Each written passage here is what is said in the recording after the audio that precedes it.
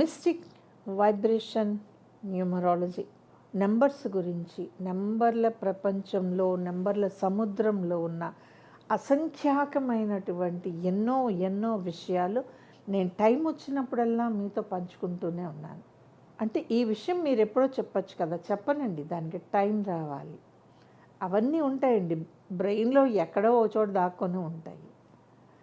అంత ఈజీగా మనం సేకరించిన సమాచారం బయటికి రాదు కదండి. సో మేబీ ఆ టైం వచ్చినప్పుడు నేను చెప్తాను.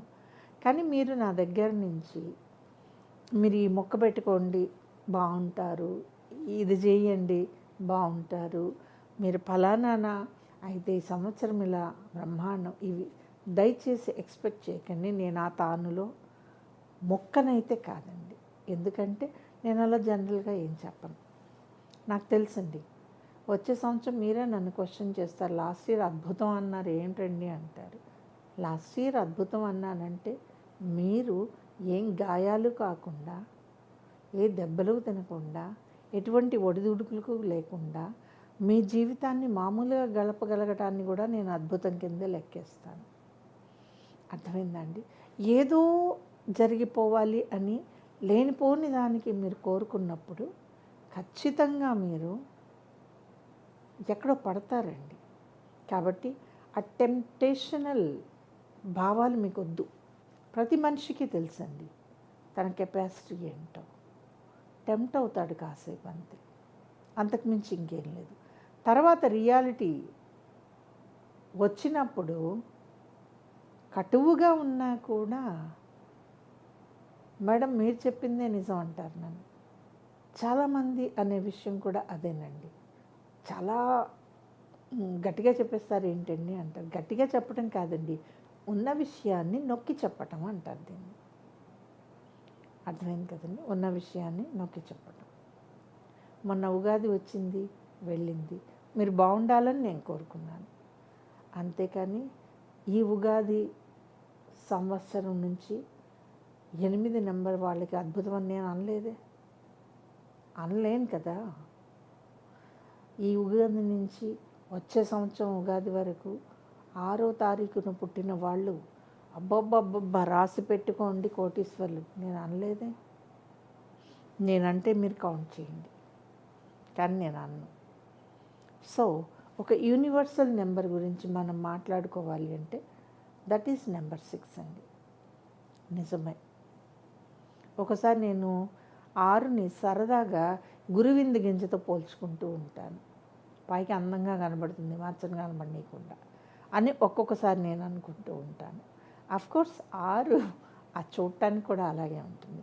సో క్యాలెండర్లో మనకి వచ్చేటటువంటి 6, 15, 24.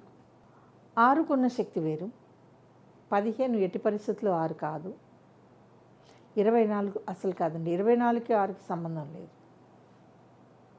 కానీ 6 అనేది 1 ఎప్పుడైతే సపోర్ట్ చేస్తుందో అంటే 6కి ఆ డెస్టినీ నెంబర్ అనేది 1కి సంబంధించిన నెంబర్లలో కనుక 55 వచ్చిందనుకోండి, చాలా బాగుంటుందండి వీళ్ళ లైఫ్.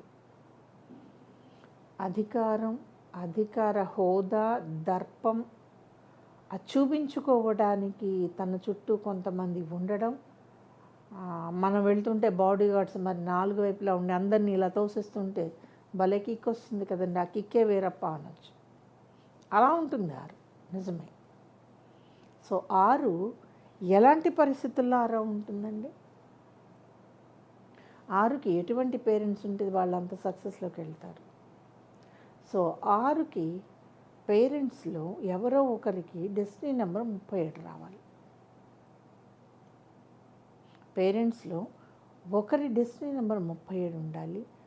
పేరెంట్స్లో ఒకరి డెస్టినీ నెంబర్ మాత్రం 42 ఉండాలి. అంటే ఒక 6 ఇంత సక్సెస్కి వెళ్తుంది అంటే పేరెంట్స్ డెస్టినీ నెంబర్లలో 37, 42 ఉండాలి. అలా ఉన్నప్పుడు మాత్రమే 6 అది యూనివర్సల్ నెంబర్ అండి, ఇంకా దాన్ని ఆపేవాళ్ళు ఎవరూ లేరు. 6కి 1 శత్రువు కాకూడదు. 6కి 1, 2, 3, 4, 5, 7, 8, 9 కలిసి రావాలి. ఎట్టి పరిస్థితుల్లో నెగిటివ్గా 1 కానీ 9 కానీ నెంబర్లు పడకూడదు. అప్పుడు ఈ 6 అద్భుతం. ఎట్టి పరిస్థితుల్లో 6కి 1, 9 నెగిటివ్గా ఉండకూడదు. ఎప్పుడైతే 6కి మీకు 1, 9 మిమ్మల్ని లక్కీ నెంబర్స్ గానో లక్కీ డేట్స్ గానో చెప్తామో సంతోషించండి. అలాగే ఈ 6 పెళ్లి చేసుకునేటటువంటి భాగస్వామి ఖచ్చితంగా 30లో ఉండాలండి. వాళ్ళు ఇంకెవరూ ఆపలేరు. మీకు అర్థమైందండి? ఎవ్వరూ ఆపలేరు. ఇది 6లో ఉన్న సీక్రెట్. మరి 15కి తీసుకుందాం. 15 అమ్మాయిల విషయంలో చూసినప్పుడు కొంచెం అన్లక్కీగా కనపడింది. అబ్బాయిల విషయంలో చూసినప్పుడు వీళ్ళకి వివాహ జీవితంలో ఉండేటటువంటి అసంతృప్తి వల్ల ఏం పెద్దగా రీజన్స్ ఉండవు. నచ్చలేదు, లైఫ్ బాగాలేదు, డివోర్స్ తీసుకుంటే పోలా అనే అంత ఈజీ మైండ్ సెట్ని 15 ఇచ్చేస్తుందండి. అదేమిటో తెలియదు. అంటే ఆ 15కి వివాహం అంటే లైఫ్లో ఒకసారి జరగాలి, ఇంతకు మించి రెండవసారి జరగటం అనవసరం అనేటటువంటి భావం, ఐడియాలజీ ఉండదండి 15కి. 15కి నచ్చడం కష్టం. ఇవాళ నచ్చింది రేపు ఉండడం కష్టం. ఆ మూమెంట్స్ అలా మారిపోతూ ఉంటాయి, వాళ్ళ ఆలోచనలు మారిపోతూ ఉంటాయి. అన్నీ బాగానే ఉంటాయండి, కానీ ఎందుకో డివోర్స్ పేపర్ మీద సంతకం చేయాలనే కోరిక, ఉబలాటం ఎక్కువ. 15లో నేను గమనించిన విషయం అండి. 15 ఒక్కోసారి ఏం చేస్తుంది అంటే, పేరెంట్స్ ప్రోద్బలం వల్ల, బలవంతం వల్ల ఒక మ్యారేజ్ చేసుకోవటం, ఆ తర్వాత ఏదో చెప్పాను కదండి, డివోర్స్ పేపర్ మీద సంతకం పెట్టడం కార్యక్రమానికి వచ్చేయటం, తను ఇష్టపడిన వాళ్ళని మళ్ళీ చేసుకోవటం, ఇలాగ 2 వివాహాల సుడిగుండంలో పడికొట్టుకుపోయే నెంబర్ ఏదైనా ఉందంటే 15. 24కి తీసుకుంటే 24 ఒకసారి అడ్జస్ట్ అయిందంటే ఇంక అడ్జస్ట్ అవుతుందండి. అసంతృప్తి ఉన్నప్పటికీ కూడా అది చెప్పాలా వద్దా అనే లిమిటేషన్స్ 24కి బాగా తెలుసు. 24కి మాత్రం 1లో పుట్టిన వ్యక్తితోటి వివాహం వద్దు. 24కి 30లో పుట్టిన వ్యక్తితో కూడా వద్దు. 24కి ఖచ్చితంగా మీరు 23 కానివ్వండి, 27 కానివ్వండి చేయొచ్చు. కొద్దిగా బాగుంటారండి. ఎందుకంటే అవతల భాగస్వాములుగా వచ్చే నెంబర్స్ వీళ్ళకి బలం కాబట్టి. అయితే మనం సెలెక్ట్ చేసుకోవడానికి ఇలాంటి డేట్స్లో వాళ్ళు దొరుకుతారా అంటే, మరి లైఫ్లో మనం బాగుండాలి అంటే కొన్ని సూత్రాలు ఎలా పెట్టుకున్నామో నెంబర్స్ కూడా కొన్ని నెంబర్స్ని అలా పెట్టుకున్నాయి. సో 24లో మరొక విలక్షణమైన లక్షణం ఏమిటి అంటే అండి, వాళ్ళ సంతానంలో ఖచ్చితంగా 1కి సంబంధించిన నెంబర్స్ ఉంటాయి. 1కి సంబంధించింది, 3 సంబంధించింది, ఒక్కొక్కసారి 4కి సంబంధించింది. ఈ 3 నెంబర్లలో పిల్లలు మాత్రం ఖచ్చితంగా ఆయా డేట్స్లో జన్మించడం జరుగుతుందండి.